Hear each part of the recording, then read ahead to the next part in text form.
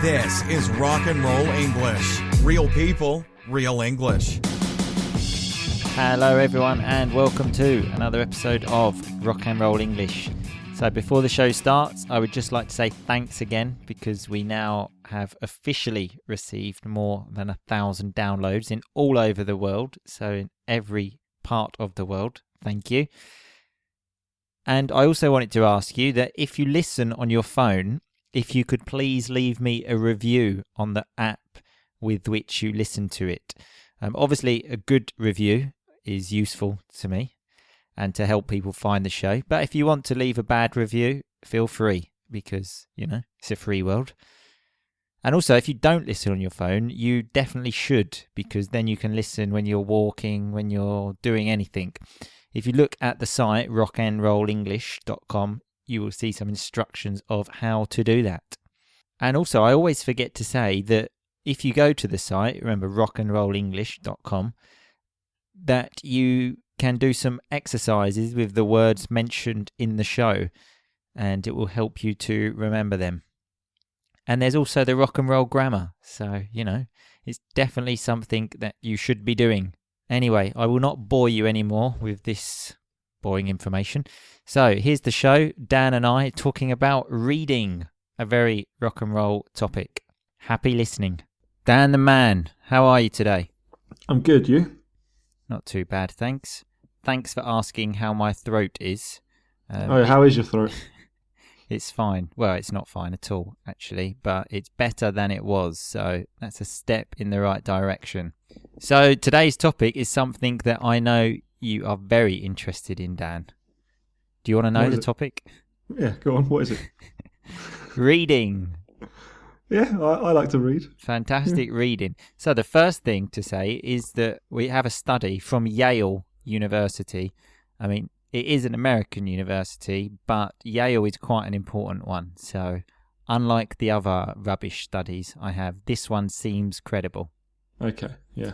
And the first thing to say is that reading books makes you live longer. Did you know that? How much longer? Well, I'll give you some sort of statistics here. So they did a study of, 3,635 people. And I know people have difficulty with numbers, so that's 3,635 people who were over 50 and then looked at them 12 years later. The people who read for 3.5 hours or more a week were 23% less likely to die. What does likely mean, Dan? Probable. Probable. Very good. On form today. Great answer. answer. Yeah. That's because I read. Exactly. Okay, the statistics aren't finished there. So those who read up to 3.5 hours a week are 17% less likely to die. Quick question though, what does it mean up to 3.5 hours a week? Well, anything not exceeding 3.5 hours. Anything not over. So from 0 to 3.5. So up to 3.5 hours. And if you are dying, the people that read lived for 23 months longer. Really? So if you get a terminal disease, Dan, get a book out, okay? Just get a good book up. Yeah. Get a good book. So, why is that? Do they know? Or well, we're going to get into this, but there are different types of reading, though, Dan. What types are there, in your opinion? We can read books. Anything else? Newspapers. It took a long time to get there, but he did. Well done. I'm feeling the pressure. Newspapers, magazines, internet articles, but it's... Cereal boxes. What's that?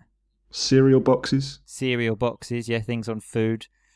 Absolutely. But it's the brilliant books which give us the benefits because they give us cognitive benefits, and this is the science. So are you ready?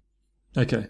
So it says that when you read, it draws connections to, with your mind to the outside world, and you begin to ask yourself questions. It keeps the mind engaged. It increases empathy, social perception, and emotional intelligence, and generally makes you a better person. And I thought about this, and I thought to myself, I think that's true, because before Dan started reading books, he was a complete bastard. And now you read books. I mean, you're still a bastard, but not a complete bastard. Not a complete bastard, just less of a bastard. So how many hours a week are you reading? Do you read? Oh, good question. Well, until I started this project of Rock and Roll English, I certainly was reading more than 3.5 a week. Now, I'll be lucky if I read an hour a week. What about you? Probably read about, 4 hours a week. Well, you are going to... I'm on the edge. You're going to live longer than me then, Dan. Okay. Fingers crossed. Fingers crossed, absolutely. So as always, we've got some facts about reading. Well, some stupid facts. Although I must admit, these ones aren't so stupid. Okay, are these from Yale again? Say that again? Are these from Yale? No, this is just some stupid article that I read on the internet. Okay, so reading means you are more likely to learn something new every day. So have you learnt anything new today, Dan? Nothing. You?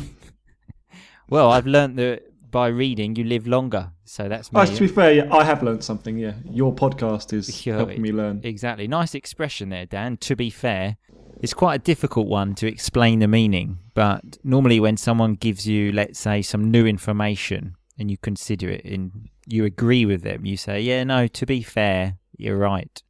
Exactly what Dan just did there. Okay, so the next fact is that people who read are more likely, remember, probable, are more likely to vote, exercise, and generally be more cultural. What do you think about that? Do you vote? I do vote, yeah. Do you exercise? I do exercise, yeah. Are you a sort of cultural person? Probably not. No, are you? I thought about this and I thought I am the least cultural person in the world. That's not true. You've been to the opera a few times. Yeah, I went to the opera and it was the worst experience of my life. I once walked out of a ballet, so... in fact, I enjoyed the ballet because there were some... Men in tights? Well, I was going to say women in tights, but also the men had great legs, so, you know. They really do, don't they? They look like they certainly do exercise and probably read. Yeah. Probably read. Okay, the next point is the interesting one though, Dan. It says here that reading makes you seem sexier, especially to women. Really? I haven't experienced that yet. But no, I haven't either. But I thought what I'll maybe do is next time I go to a nightclub, and remember, a nightclub is, let's say, like a disco, but nobody uses the word disco anymore. So next time I go to a nightclub, I think I'm going to bring a book with me. Yeah. Maybe just sit in the corner and open up like an Oscar Wilde book, and that really would be a chance to pull some women. What does it mean? Could I film it and then we could put it on your website? Oh, that's a good idea. What does it mean when I said that to pull some women though, Dan? To be romantically involved with a woman. Yes, in some way. And obviously it works both ways. Women also pull men. So, you know, it works both ways. Would you pull a woman if she was reading a book in a nightclub? Well, it says especially to women. Women find it more attractive than men do.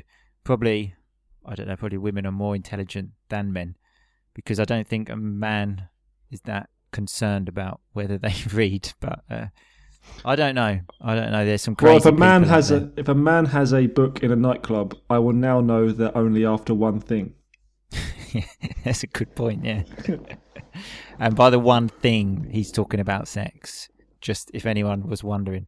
Okay, a reading also expands your vocabulary, so it makes you sound like a genius. Do you have a good vocabulary, Dan? Better than yours, sure. In fact, I was just about to say that. My vocabulary is terrible. I remember you used to try to learn a new word every day. Well, that lasted about for 3 6 days. days. Oh, 3 days, yeah. So when it said it lasted, that's like to say the duration of that was 3 days. It didn't work very well. I often have students asking me, what does this mean? And I think, shit, I don't know what that means. Because my vocabulary is terrible. But I know at least 20 words in English that I use quite well. Okay, so the last point is that it says people who read are more likely to do better in life in general and also their careers. So again, let me ask you, considering you read so much, why is your life so terrible? I don't know. I'm reading the wrong books. Yeah, exactly. Okay, so I've got some general conversation questions about reading now. One that I am interested to know is when you read a book that you are not enjoying, do you stop or do you continue to the end? I normally finish the book, but I finish the book and I'm angry that I'm finishing the book. I think this is where we're similar because I do the same. If I start the book, I will finish it and I will read and I will sit there and I will be extremely pissed off. What does it mean, pissed off, Dan? Well, extremely angry. Yes, extremely angry. But I will finish it. That's just my character. I will see things to the end. I also thought this is similar to my relationship with you. I sort of started speaking to you 27 years ago, but now I'm sort of involved in the, let's say, the relationship. I would like to get rid of you, but it's like a book that I've started reading, and I'm going to see it. I'm going to see it through. What does that mean, Dan? To see it through? Well, to finish it, to see it to the end. Till one of us dies. Till one of us dies. And are you angry about it? Every day I'm angry, but that's the type of person I am. I will see it through until the end. Okay, and here another one here. So, have you ever read a book in another language? Obviously not, because you know I can't speak another language. Have you? I actually put this in so I could just give some advice to the listeners about reading books, because it is really actually I think one of the best ways to improve grammar, because you read it with all the grammar points. I have read a few books in Italian, although only really stupid, easy books. I normally read autobiographies. For example, I've read like Francesco Totti's book, Del Piero, Zanetti, like all these. There's a theme here, isn't there? Yeah. And I also read a couple of books by an author who everybody hates and everybody says is a terrible author. I'm too embarrassed to say the name, so I'm not going to. But well, you have to say it now. I'm not going to. You have to say it. You can't not say it. Well, you won't know who he is anyway, so it doesn't make your any listeners difference. will. Well, they can send me a message. So before we go, I've got some quotes I would like to share with you about reading. Okay, so the first one is from a guy called P.J. O'Rourke, who I don't know who he is. It's an American bloke. What does it mean, bloke, Dan? Guy. A man, exactly. So there's some American bloke that said, always read something that will make you look good if you die in the middle of it. Do you like that advice? Well, that's not a reason to pick a book, is it? Well, the book I'm going to take to the nightclub, maybe if I die in the nightclub reading, then at least I'll look good with Oscar Wilde in my hand. Well, if you go to the nightclub with an Oscar Wilde book, you're likely to be killed. So, well, at least I'll look good. And there's another guy, an Italian guy called Umberto Eco. I'm sure the pronunciation's wrong. Who died last year actually, but he was like a writer, professor, and generally a great bloke. And he said, at the age of 70, those who don't read will have lived only one life, their own. Those who read will have lived 5,000 lives. How many lives do you think you've lived, Dan? 4. Yeah, it helps you escape the reality of your terrible life, though, doesn't it? It does. So hang on, what's your favourite book then? Like novel, I would say The Portrait of Dorian Gray. by Oscar Wilde. Just showing how cool I am again. Mm-hmm. You're doing this for the women, aren't you? Yeah, just for the women, yeah. Yeah. Really, my favourite book is Totti's autobiography. But you're not going to pull in a nightclub with that. You're not going to pull, are you? Very good repeat of the vocabulary there, Dan. Anyway, thanks for your time, as always. Mm-hmm. It's been a pleasure, and we will see you on Thursday. Yes, get reading. Of course, I will start reading now. See you See soon. you later. Okay, that was Dan and I talking about reading, and I think we showed that even reading can be rock and roll. So let's just look at some of the vocabulary. So up to was the first one when we said people that read up to 3.5 hours. Remember, it means not more than that. So from 0 up to the maximum 3.5 hours. Nightclub was another one, because I hear a lot of people say disco, which really is a very old word. And I think even my grandmother now doesn't say disco. So really it really is a stupid word. So nightclub.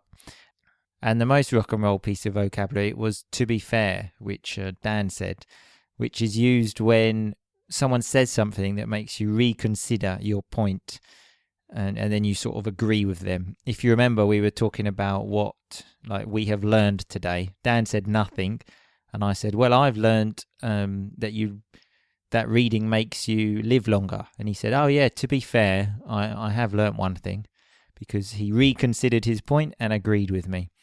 Okay, to pull, we said to pull women, but remember you can pull men, which means to have a romantic relationship in some way. Could be one night, could be 1 week, could be a long time, who knows. But to pull someone of the opposite sex is, a little romantic relationship, let's say.